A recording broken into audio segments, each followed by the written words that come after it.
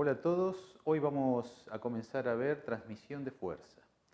El propósito de toda estructura o elemento estructural es transmitir la fuerza de un punto a otro.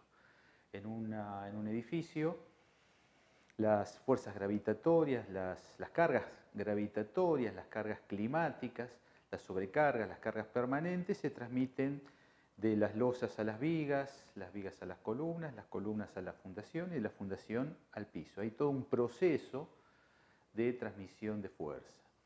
En un pistón de un motor a explosión, las fuerzas dinámicas, las fuerzas generadas por los campos térmicos, se transmiten de un punto del pistón a la biela a manivela, de la manivela al cigüeñal, del cigüeñal al bloque del motor y del bloque del motor al conjunto estructural del auto. También hay un proceso de transmisión de fuerza.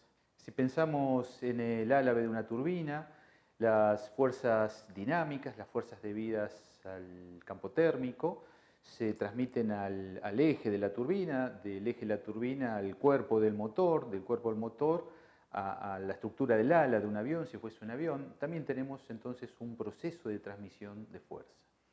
Estos procesos de transmisión de fuerza de un punto a otro de una estructura los vamos a comenzar a estudiar y vamos a ver un concepto fundamental en el que se fundamenta la transmisión de fuerza, que es el principio de tensión de Cauchy.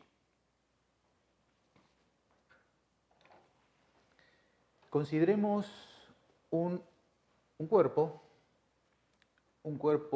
sólido al que consideraremos elástico, sometido a un conjunto de fuerzas que serán B sub I, fuerzas de masa, y un conjunto de F sub I, fuerzas de superficie. Y este cuerpo se encuentra en equilibrio.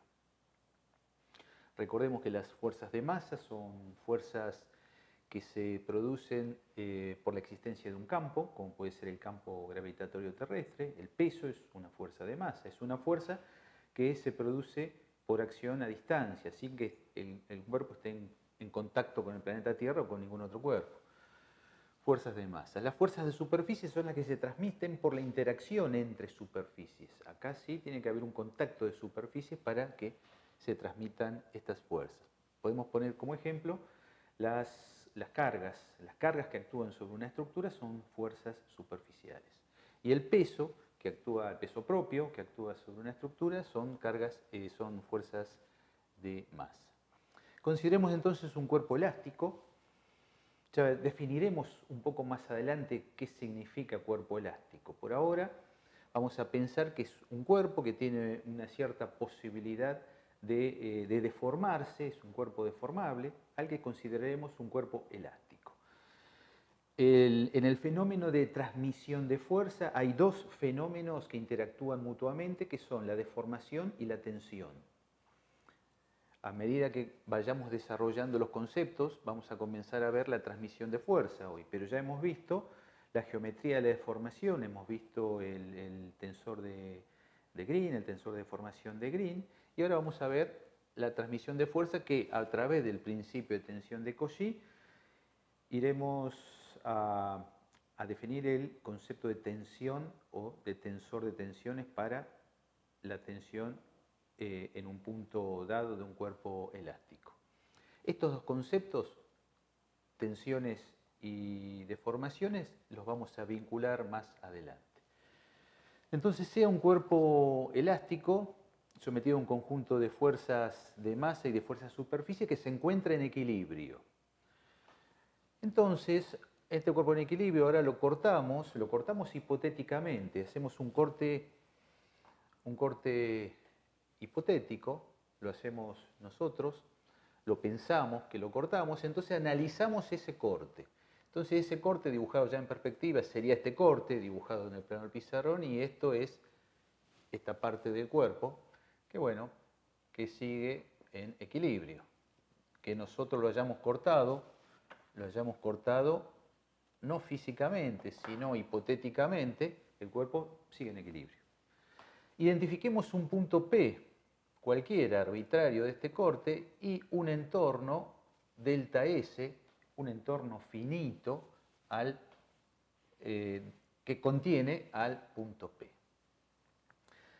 Entonces, como esta parte del cuerpo, digamos la parte de la izquierda del corte, sigue en equilibrio, en el punto P habrá, y en el entorno, que es delta S, una superficie finita, habrá un efecto que la parte de la derecha del cuerpo que no ha sido dibujada hace sobre la parte izquierda y que lo mantiene en equilibrio.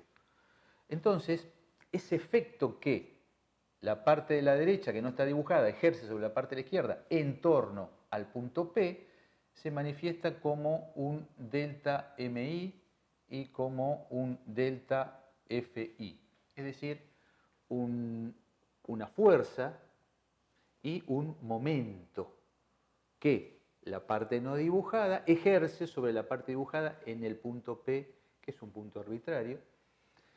Entonces, el principio de tensión de Cauchy establece que el límite para delta S tendiendo a 0 de...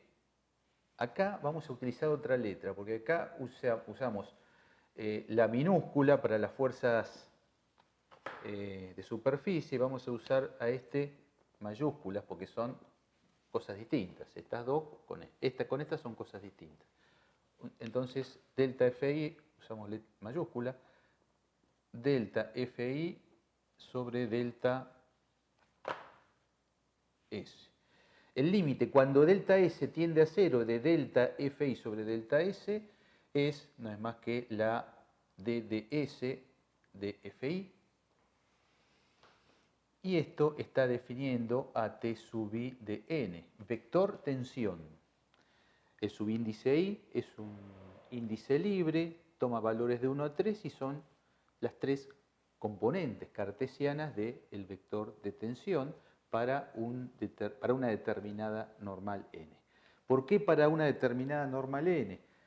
Porque este corte que hemos hecho en el cuerpo es un corte que podemos hacer en cualquier dirección espacial. Entonces, esa dirección espacial viene caracterizada por su versor normal. El versor normal es un vector unitario, perpendicular a la superficie. Es decir que si mi mano es el corte, el versor normal, vamos a usar el mismo color, el versor normal, cualquiera sea el corte, el versor normal es unitario, perpendicular y saliente a la superficie considerada. Entonces, así se define el vector tensión para una determinada normal, es decir, para un determinado corte. Hacemos otro corte, el vector tensión es otro. Asimismo, el principio de tensión de Cauchy establece que el límite para delta S tendiendo a 0 de delta MI sobre delta S, donde delta MI es como a través de delta S la distribución de fuerzas no es uniforme, aparece un momento respecto al punto P. Y precisamente este momento, el delta MI dividido delta S, tomando límite de este cociente incremental, esto es 0. Esto es entonces lo que establece el principio de tensión de Cauchy y este es el vector tensión.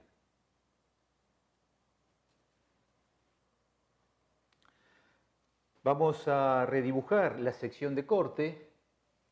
Esta, la parte izquierda del cuerpo, el delta S y el punto P. Dibujamos la normal principal, que es el versor normal que caracteriza la orientación espacial de este corte, donde se encuentra contenido delta S, y vamos a dibujar el vector tensión. El vector tensión T sub I para la normal N es S. Entonces, el vector tensión va a tener una componente en la dirección normal y la otra componente en la perpendicular, es decir, contenida en el plano. Esto es, el vector tensión tendrá una componente en la dirección de la normal y otra componente que la dibujo acá, pero va a estar contenida en el plano. Entonces, esta es el T sub I normal de n, y este es el T sub I tangencial de n. Son dos componentes. Es como si vamos a agarrar mi celular, y este es el plano. El vector, a ver si me sale. Esta es la normal, y este es el plano. Entonces el vector tensión es un vector que, bueno, tiene una orientación cualquiera. Entonces, tengo una componente contenida y la otra componente, una componente en la dirección de la normal y la otra componente, que es perpendicular, está contenida en el plano.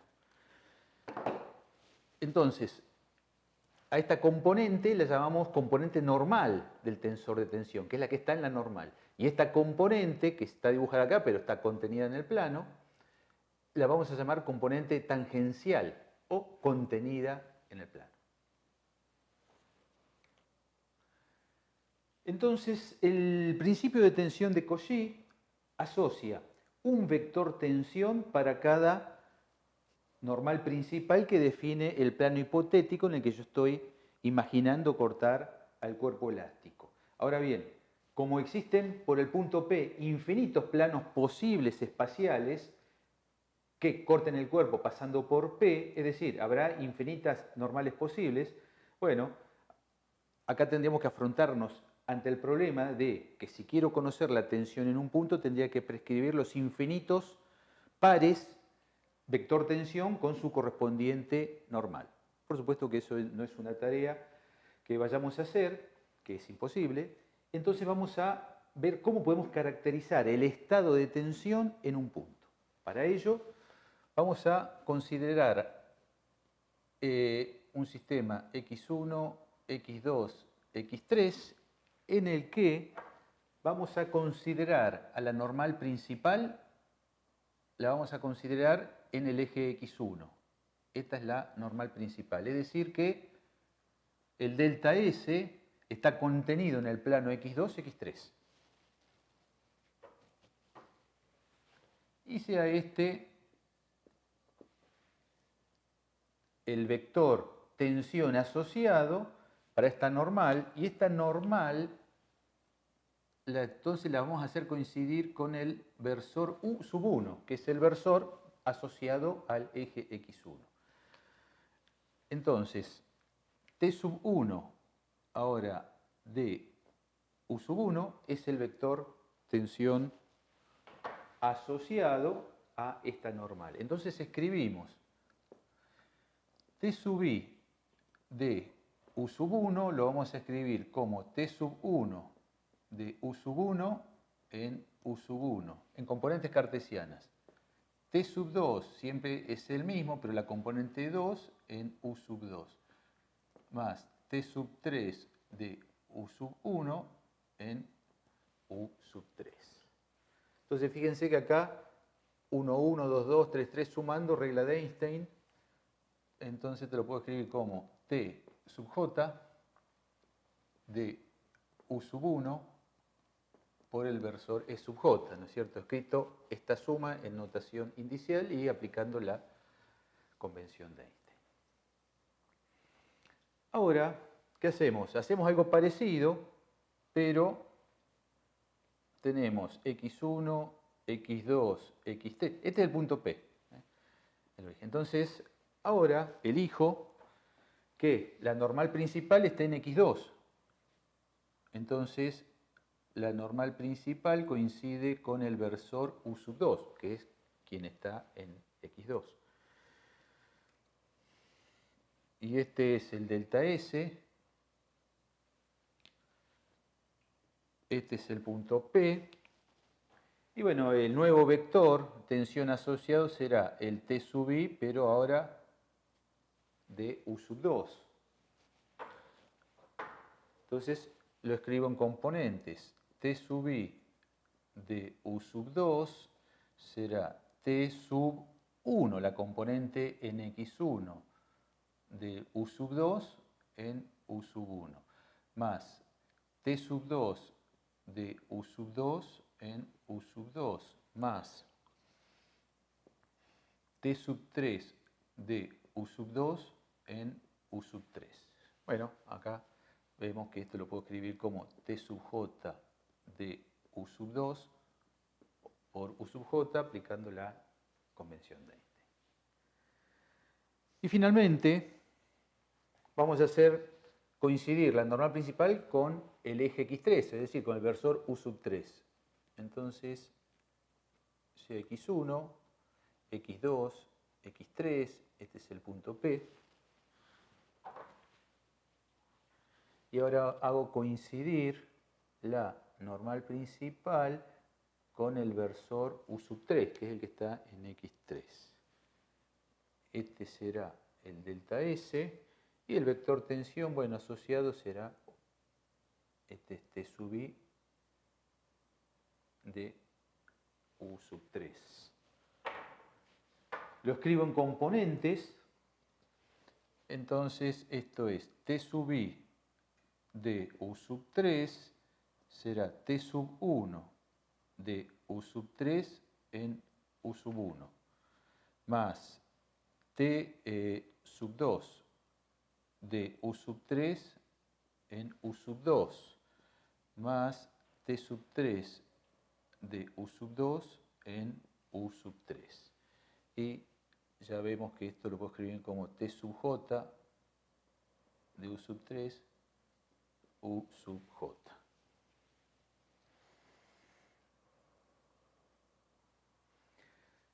Entonces acá tenemos tres componentes y tres componentes. Primero observemos lo siguiente. Analicemos este primer caso, estas tres componentes. Acá la normal principal está coincidiendo con U sub 1. Es decir, que este T sub 1 es normal. Y estos dos son los tangenciales, son los que están contenidos en el plano. Porque, ustedes recordarán, U sub 1 está acá, U sub 2 está acá y el versor U sub 3 está acá. Es decir, que estos dos están contenidos en el plano X2, X3, que es donde está desarrollado el delta S. Es decir, que esta es normal y estas dos son tangenciales. Bueno, cuando analizamos esto y aquí donde la normal principal está coincidiendo con U sub 2, aquí la normal es esta. Y estas dos son las tangenciales. Y aquí, la normal que coincide con U sub 3, esta es la componente normal y estas dos son las tangenciales. Entonces, acá yo tengo tres componentes. Si yo miro solamente esto, solamente tengo tres componentes, porque tengo T sub J, J1, J2, J3, da T1, T2, T3. Tengo tres componentes. Acá tengo otras tres componentes que son estas tres y acá tengo otras tres componentes que son estas tres. Entonces, esta columna yo la puedo escribir como, vamos a usar otro color, la puedo escribir como T sub J de U sub I. Entonces, T sub J suma de 1 a 3 y I, perdón, no suma, asume, porque es un índice libre, asume valores de 1 a 3 y da T1, T2, T3. U sub I es un índice libre, asume valores de 1 a 3. Entonces, de esta forma puedo escribir estas tres, que a su vez cada una de estas son estas tres sin los versores, estas son estas tres sin los versores y esta es estas tres sin los versores. Es decir, que las 9 componentes, esta y esta, las puedo escribir a las 9 de esta forma. Y esto me define a sigma y J, tensor de tensiones en el punto P. Entonces, el tensor de tensiones, en definitiva, está compuesto por 9 componentes, que son estas tres y estas tres. Las vamos a escribir, como todo tensor de cartesiano de segundo orden, como una matriz de 3×3. Entonces, sigma sub IJ será sigma 1, 1, sigma 1, 2, sigma 1, 3, sigma 2, 1, sigma 2, 2, sigma 2, 3, sigma 3, 1, sigma 3, 2, sigma 3, 3. Esta matriz representa al tensor de tensiones. Entonces fíjense que esta primera fila son los elementos de la primera fila de estos. Son las componentes de esa primera fila. Esta segunda fila, los de la segunda fila y así. Observemos que este es normal, como dijimos, esta es una componente normal y esta es una componente normal, mientras que el resto, esta y esta son componentes tangenciales. Vamos a recurrir a la nomenclatura de Timoshenko o nomenclatura ingenieril, en la que x1 lo llamamos x, a x2 lo llamamos y, a x3 lo llamamos z. Entonces, este primero sería sigma xx, este sería sigma y, este sería sigma zz. Entonces, sigma y j lo vamos a escribir como estas componentes de la diagonal principal del tensor, que son las componentes normales, y como se repite el subíndice, le ponemos uno solo. Le vamos a llamar con la letra sigma. Entonces, sigma x, sigma y, sigma z, la diagonal principal. Sigma x, sigma y, sigma z.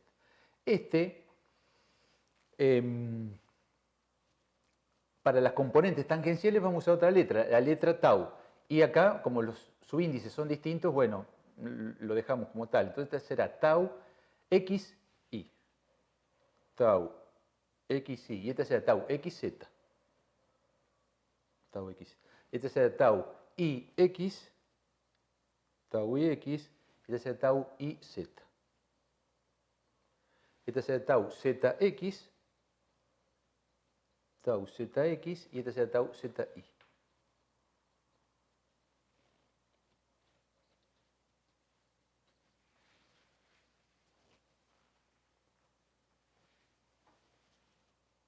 Sigma y j. Y acá tenemos el tensor de tensiones escrito en notación de Timoshenko, también llamada notación ingenieril. En notación de Timoshenko también llamada notación ingenieril, donde las tensiones normales las llamamos con la letra sigma, sigma x, sigma y, sigma z, para las tres direcciones espaciales. Y estas son las componentes de tensión. Acá tenemos dibujado un elemento diferencial en torno al punto P, en el que hemos graficado, este es un cubo elemental, en torno al punto P, en el que hemos graficado en caras positivas las componentes positivas de tensión.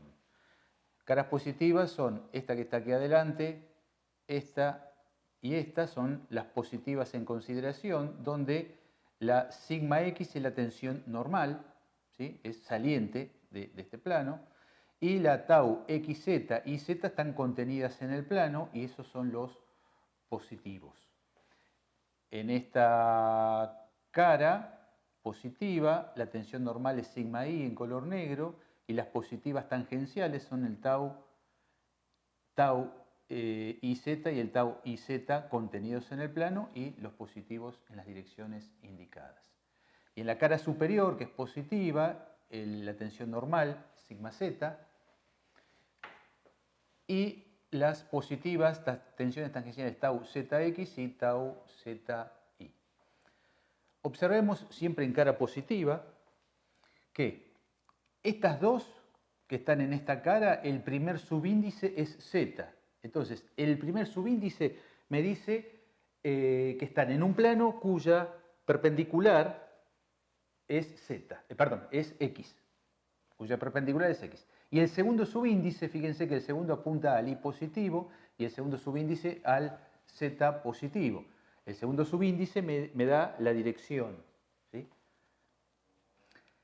Estas en cara positiva, en cara negativa, que es la que está opuesta y atrás, la sigma X positiva va a estar saliendo, porque aquí las tensiones, cuando son tracciones, las consideramos positivas y cuando son compresiones, las consideramos negativas.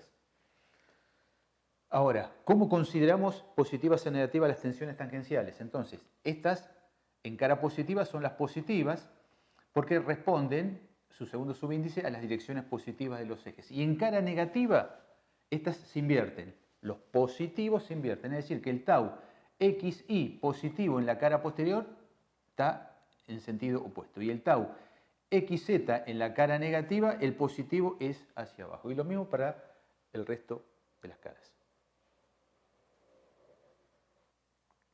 Hemos entonces definido el vector tensión y el tensor de tensiones para un punto P. Vamos a establecer la relación que hay entre ambos. Para ello estableceremos el equilibrio de un elemento en torno al punto P. Sea entonces en torno al punto P, sea x1, x2, x3 y este es el punto P. Y consideremos un plano en una orientación arbitraria que corta a los ejes en A, B, C, generando un cuerpo volumétrico ABC, P. Sea la normal principal, NI para el plano ABC, la normal principal, y sea el vector tensión T sub I de la normal principal.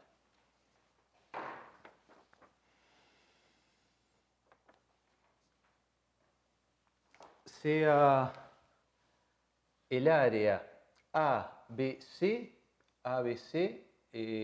es diferencial de S. El área PBC, que es la perpendicular a X1, que está como ahí atrás, esta será diferencial S1.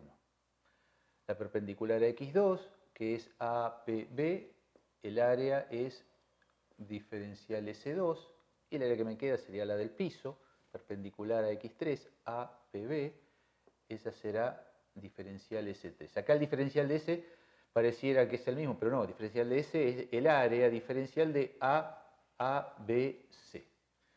Y se satisface que diferencial S1 es diferencial de S por N1, diferencial de S2 es diferencial de S por N2, y diferencial de S3 es diferencial de S por N3, donde N1, N2 y N3 son los cosenos directores o las componentes del versor normal principal o los cosenos directores con X1, X2 y X3. Y por descomposición simple, a partir de descomponer este área, obtengo las áreas o las proyecciones coordenadas del área diferencial de S. Sea para cada uno de estos planos coordenados, en el plano que está atrás, PBC, tendré un T sub I de U sub 1. En el plano perpendicular a este, que es APC, tendré un T sub I, pero ahora será el vector de U sub 2. Y finalmente, en el de abajo, tendré un T sub I de U sub 3, que es el vector tensión asociado al plano APB, siempre para el punto P. Vamos a establecer el equilibrio. Sean fuerzas, y vamos a agregar las fuerzas de masa.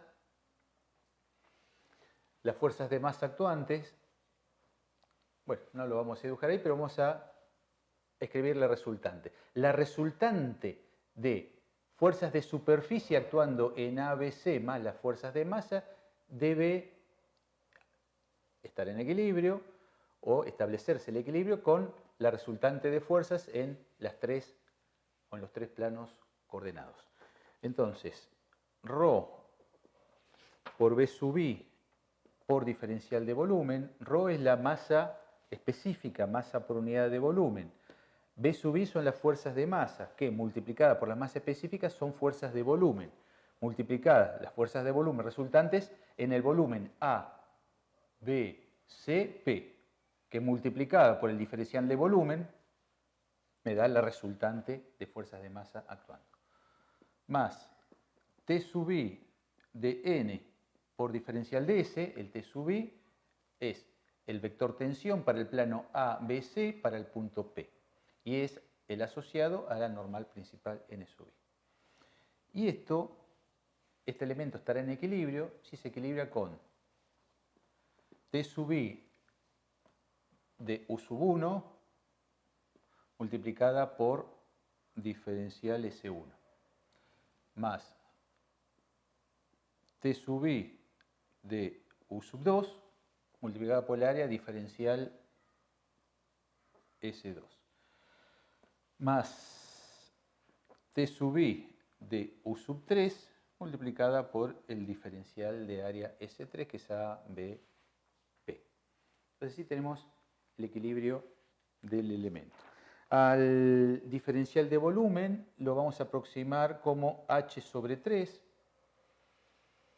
donde H es la altura o es la distancia desde P al plano ABC medida en forma perpendicular al plano ABC, es decir, medido en la dirección de la normal principal.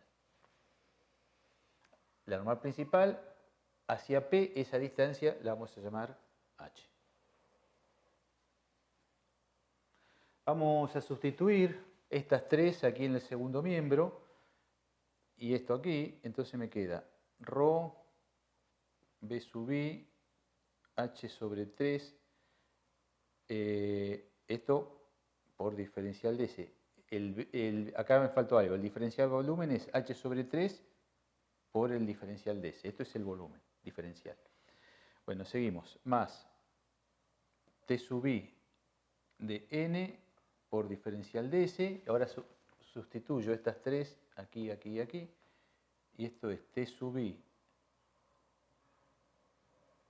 de U sub 1 por diferencial de S por N1 más T sub I de U sub 2 por diferencial de S N2 y este es T sub I de U sub 3 por diferencial de S por N3.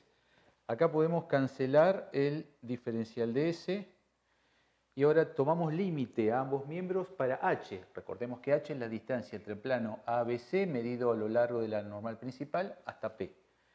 Entonces tomamos el límite para H tendiendo a 0 a ambos miembros de ρ BI H sobre 3 más T sub I de N igual el límite para H tendiendo a 0 de T sub I de U sub 1 por N1 más T sub I de U sub 2 esto no es un versor, es un coseno director, así que es por N2 más T sub I de U sub 3 por N3. Bueno, acá en el límite este término se va y me queda este, y esto queda igual en el límite porque no depende de H. Entonces me queda T sub I de N es igual a T sub I de U sub 1 por N1 más T sub I de U sub 2 por N2 más T sub I de U sub 3 por N3. Bueno, acá observemos, tengo 1, 1, 2, 2, 3, 3. Entonces, y tengo una suma.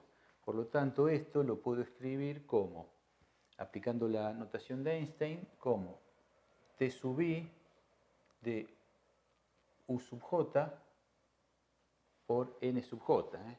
La suma está con el supraíndice y el coseno director. Vamos a reescribir esto en el otro pizarrón.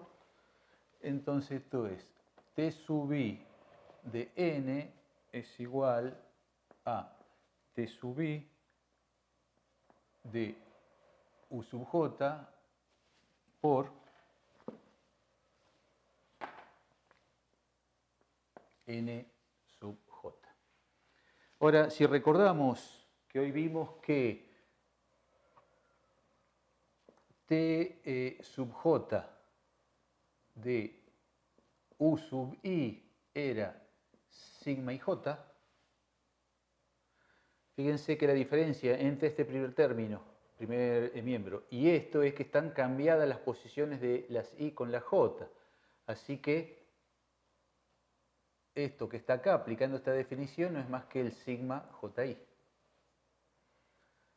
Entonces, con esto y con esto, podemos escribir que T sub I de N es sigma JI NJ. Y esta es la relación entre el vector tensión con el tensor de tensiones, donde interviene en el primer miembro, bueno, obtenemos el vector tensión a partir del tensor de tensiones y de los cosenos directores de la normal principal que definen el plano de interés que pasa por el punto P y respecto del cual yo quiero obtener el vector tensión. Acá tenemos un J repetido, suma de 1 a 3, es decir, que el T sub I de N, suma de 1 a 3, es sigma 1I por N1 más sigma 2I por N2, sumo J de 1 a 3, más sigma 3I por N3. Ahora tengo índice libre I en el primer miembro, índice libre, como es de esperar, I en el segundo miembro, por lo tanto, asume valores de 1 a 3. Entonces, con I igual a 1, esto es T sub 1 de N y será sigma 1,1 por N1 más sigma 2,1 por N2 más sigma 3,1 por N3. Y tengo la componente en la dirección 1 del vector tensión. Las otras dos componentes se obtienen, como podemos imaginar, haciendo I igual a 2 y haciendo I igual a 3. Cuando hago I igual a 2, tengo T sub 2 de N y será, donde hice I ahora va 2. Entonces, sigma 1,2 por N1 más sigma 2,2 por N2 más sigma 3,2 por N3. Y aquí, cuando I vale 3, será la componente 3 del vector para la normal dada. Será sigma 1,3 por N1 más sigma 2,3 por N2 más sigma 3,3 por N3. He escrito estas tres ecuaciones en notación de Timoshenko. Las podemos escribir como T sub 1 simplemente, como recordemos que sigma 1,1 es sigma x. N1 en general usamos para los cosenos directores L, M y N. Usamos las letras L, M y N. Entonces, sigma x por L más tau i x por M más tau zx por N. Esta es la primera. La segunda es T sub 2 es tau xi por L más sigma 2,2 sigma i por M más tau 3,2, sigma 3,2 que es tau zi por N.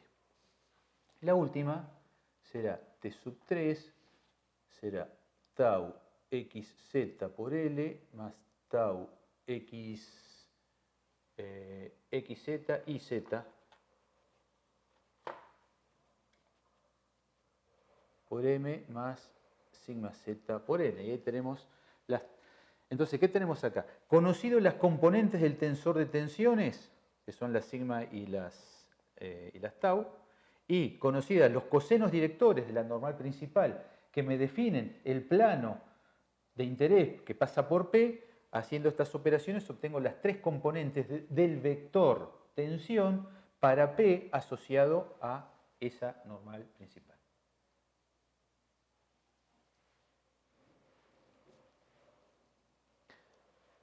Vamos a ver la simetría del tensor de tensiones y las ecuaciones de equilibrio.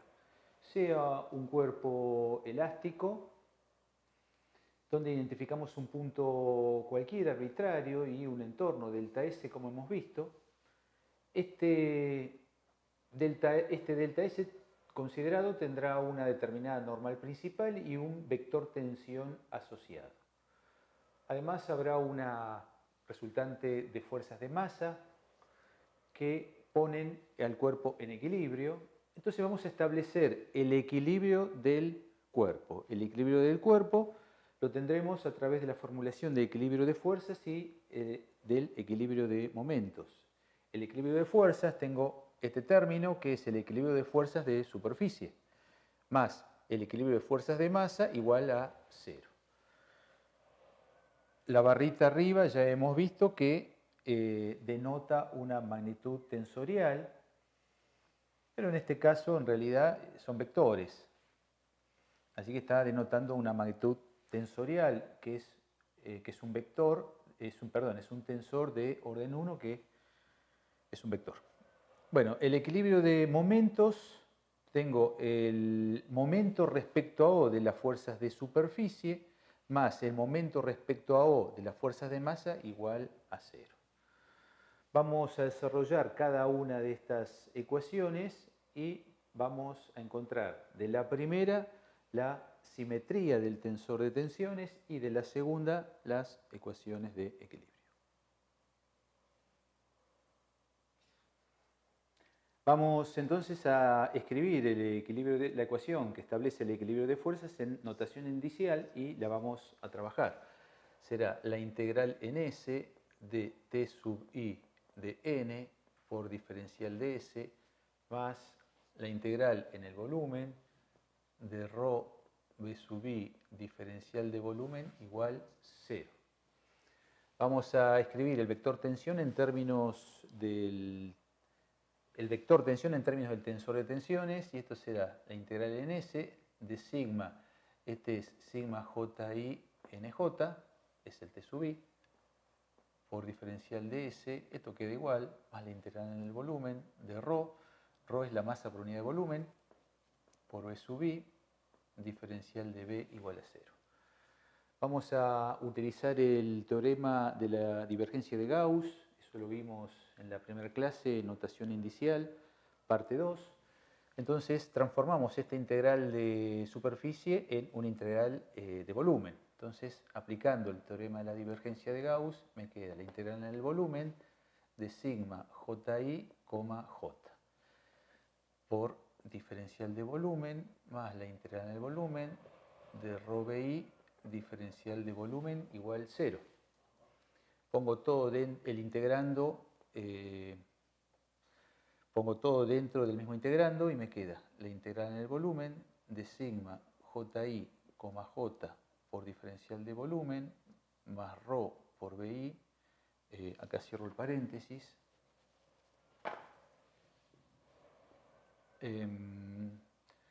por diferencial de volumen igual a 0. Como el diferencial de volumen es arbitrario, es condición necesaria y suficiente que esta integral sea nula si lo es su integrando. Por lo tanto, sigma JI, J, acá vamos a corregir algo. El diferencial de volumen lo saqué factor común, está acá. Entonces, es este más este. El diferencial de volumen salió factor común. Entonces, sigma JI, J más ρ B sub I igual a 0. Y estas son las ecuaciones de equilibrio para el cuerpo. Observemos que recordemos, bueno, que la coma es la derivada espacial, J es un índice repetido, suma de 1 a 3, entonces expandiendo J esto será sigma 1 i, 1 más sigma 2 i, 2 más sigma 3 i, 3 más rho por BI, más rho, más específica, por BI igual a 0. Ahora escribo la nomenclatura de coma como derivada espacial, y esto es d de x1 de sigma 1i más d de x2 sigma 2i más d de x3 de sigma 3i más rho BI igual 0. Ahora ya tengo índices libres únicamente, entonces asumiendo valor i tengo una ecuación, i1 una ecuación, i2 otra ecuación, i3 la tercera ecuación. Entonces vamos a escribirlas. Cuando i vale 1, esto me da d de x1, sigma 1, 1, sigma 1, 1, más d de x2, sigma 2, 1, más d de x3, sigma 3, 1, más rho b sub 1 igual a 0. Primer ecuación de equilibrio. Cuando i vale 2 es d de x1 de sigma 1, 2. Ahora i vale 2, sigma 1, 2. Sigma 1, 2 más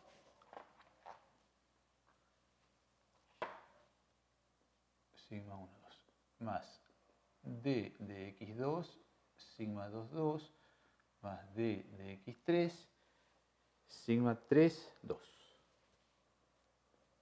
Sigma 3, 2 más rho b2 igual a 0.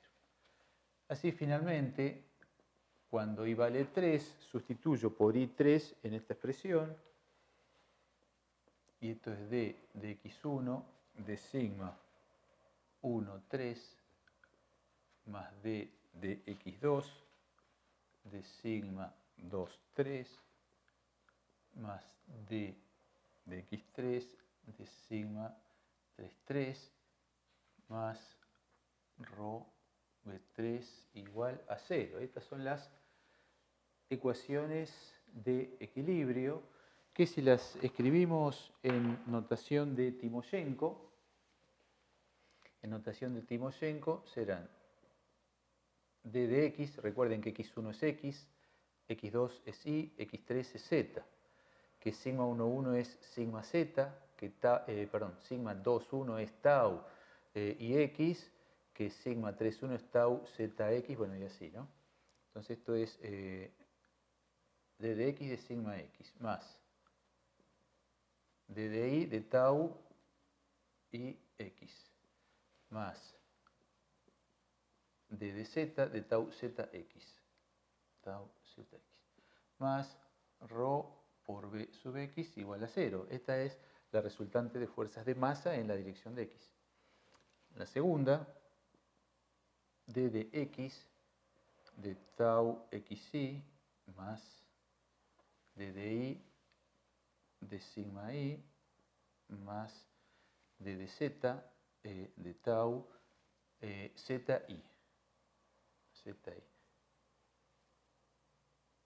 Acá es xi 1, 2, 2, 2, 3, 2.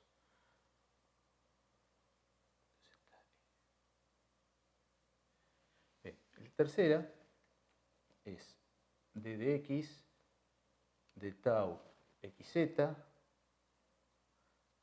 más d de y de tau iz más d de z de sigma z, acá me faltó más rho b sub i igual a 0 y acá rho b sub z igual a 0. Y aquí tengo entonces las ecuaciones de equilibrio para un cuerpo escritas en notación de Timoshenko. Ya hemos trabajado entonces el equilibrio de fuerzas y hemos obtenido las ecuaciones de equilibrio. Ahora vamos a trabajar el equilibrio de momentos. Observemos que en el equilibrio de momentos interviene el producto vectorial. Entonces vamos a escribir esta ecuación en formato indicial y recordando que el producto vectorial, en el producto vectorial aparece el tensor de Levi-Civita o símbolo alternante.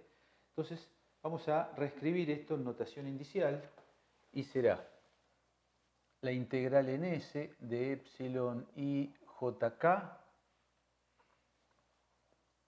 por x sub j por t sub k de n diferencial de S.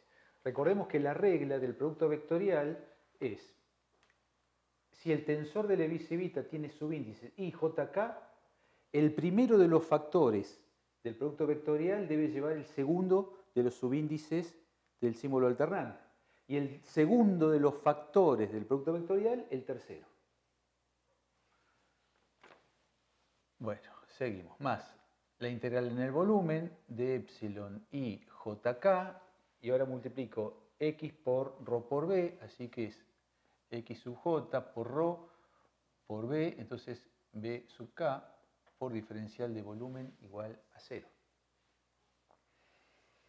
Entonces ahora tenemos que escribir al vector tensión en términos del tensor de tensiones.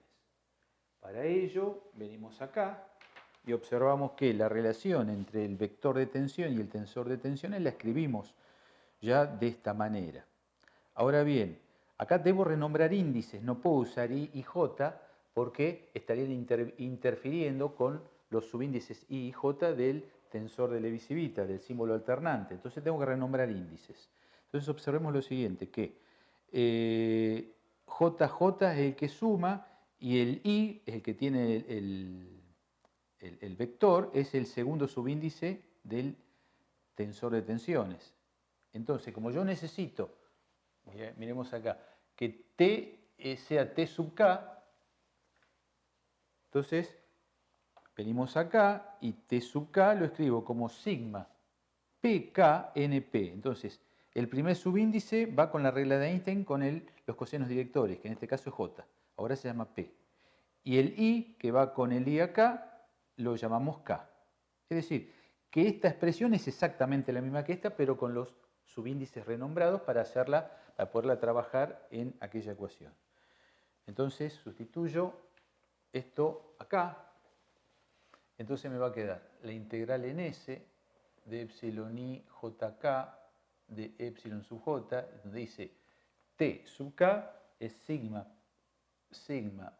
pk np por diferencial de S más, esto queda igual, la integral en el volumen de epsilon i jk de x sub j ρ por b sub k diferencial de volumen igual a 0. Ahora esta integral de superficie hacemos igual que hoy, aplicamos el teorema de la divergencia de Gauss y lo llevamos a integral de volumen.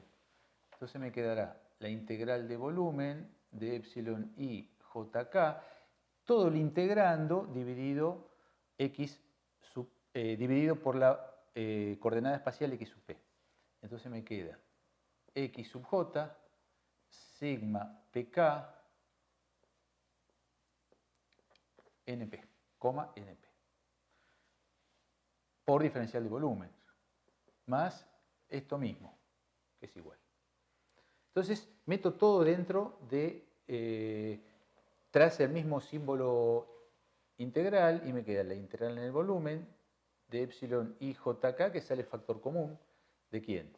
De esto que está aquí, que esto es x sub j sigma p sub k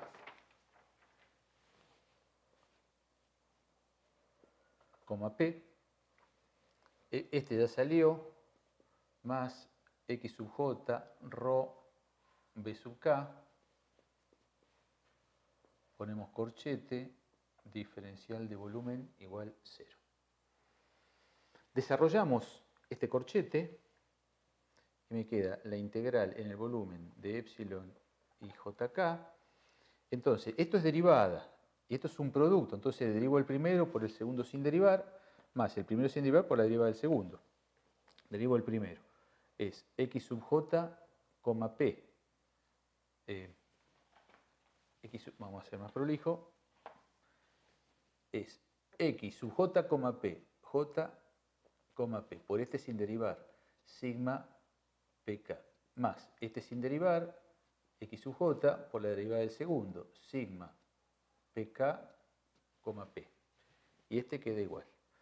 Más x sub j rho bk. Diferencial de volumen igual a 0. Bueno, acá observamos que ya hemos visto que x sub j, p es la delta de Kronecker, delta j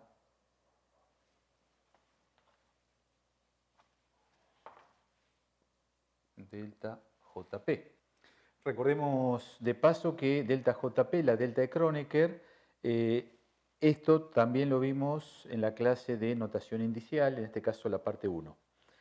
Acá la delta de Kronecker multiplicada por delta pk se contrae p y me queda, al contraer p, me queda sigma jk.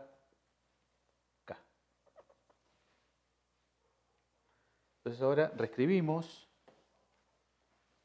y esto es la integral en el volumen de epsilon y jk de sigma jk. Acá saco factor común de estos dos x sub j más x sub j, que sale factor común sigma pk, p, más rho bk.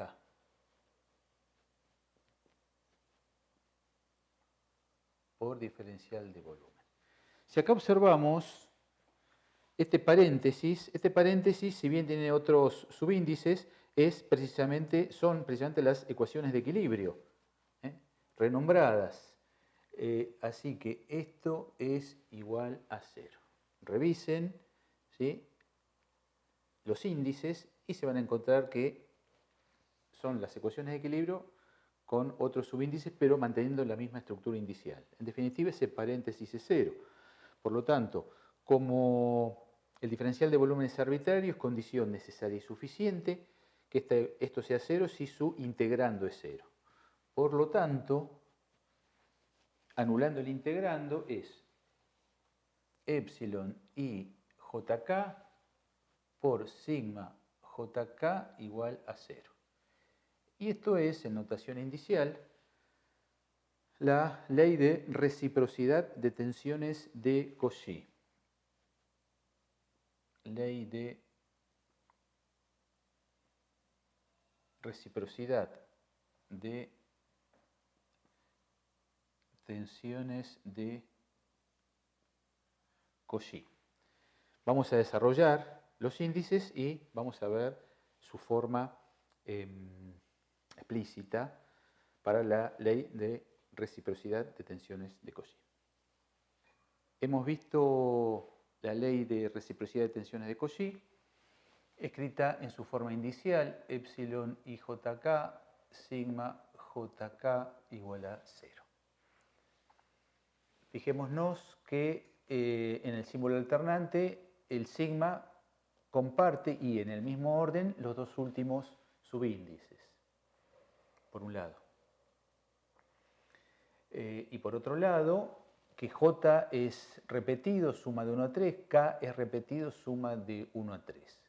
Independientemente del orden en que sumemos primero K y después J o al revés, el resultado es el mismo.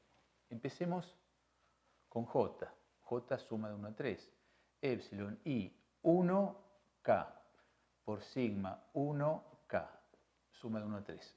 Epsilon i 2K, sigma 2K, más epsilon i 3K, sigma 3K. Ahora, en cada uno de estos términos está K repetido. Está K repetido, o sea que cada uno de estos términos genera 3 términos en su suma de 1 a 3. Entonces empecemos. Epsilon I 1, 1, sigma 1, 1, K1. Ahora K2, epsilon I 1, 2, sigma 1, 2, más epsilon I 1, 3, sigma 1, 3. Estos 3 surgieron de acá. Más, los pongo en la segunda fila. Epsilon I 2, 1, sigma 2, 1. Más epsilon I 2, 2, sigma 2, 2. Más epsilon I 2, 3, sigma 2, 3. Estos 3 salieron de acá.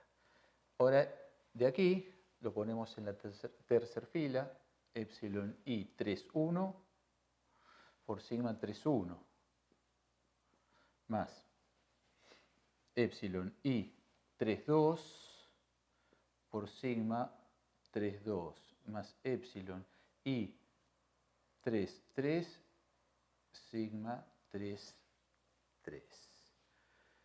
Recordando las propiedades de del tensor de Levi-Civita, donde repite índices es 0. Acá cualquiera sea el valor de I, acá ya está repitiendo el índice 1, así que este va a ser 0 siempre. 0 siempre, 0 siempre. Así que esto y esto los elimino, porque cualquiera sea el valor de I, son 0.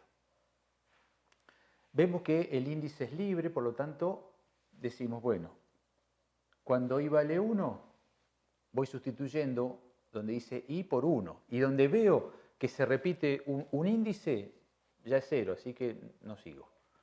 O sea, sigo con el siguiente. Acá me queda 1, 1, me olvido. 1, 1, me olvido. 1, 1, me olvido. 1, 2, 3. Entonces es epsilon 1, 2, 3 por sigma 2, 3. 1, 1, 1, 1, me olvido, perdón. 1, este es distinto, más epsilon 1, 3, 2, sigma 3, 2, igual 0. Porque esto es igual a 0, esto es igual a 0, y esto más esto, todo esto es igual a 0. Recordando que esto es 1 y que esto es menos 1, me queda que sigma 2, 3 menos sigma 3, 2 es igual a 0, o lo que es lo mismo, que sigma 2, 3 es igual a sigma 3, 2. Cuando hacemos I igual a 2, nos vamos haciendo el mismo análisis, nos vamos a encontrar que sigma 1, 3 es igual a sigma 3, 1. Y cuando hagamos I igual a 3, nos vamos a encontrar que sigma 1, 2 es igual a sigma 2, 1. ¿Qué me dice? Bueno, esto me dice si recordamos el tensor de tensiones sigma y j, que es sigma 1, 1, sigma 1, 2, sigma 1, 3, sigma 2, 1, sigma 2, 2, este es sigma 2, 3.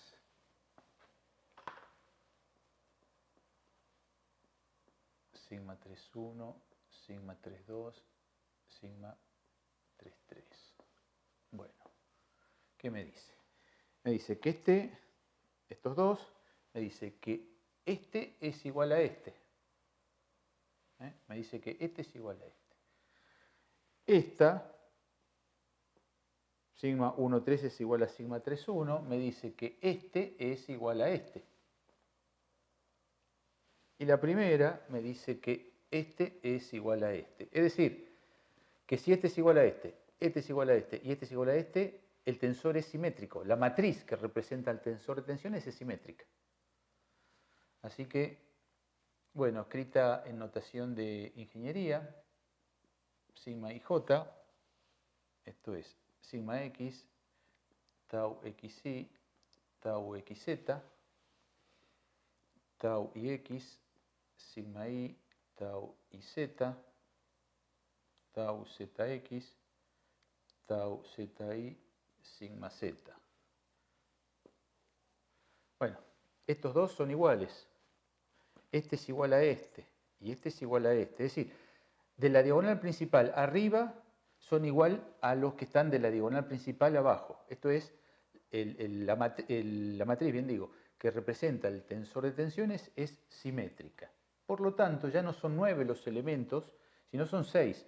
3 para la diagonal principal más otros 3, dado que estos son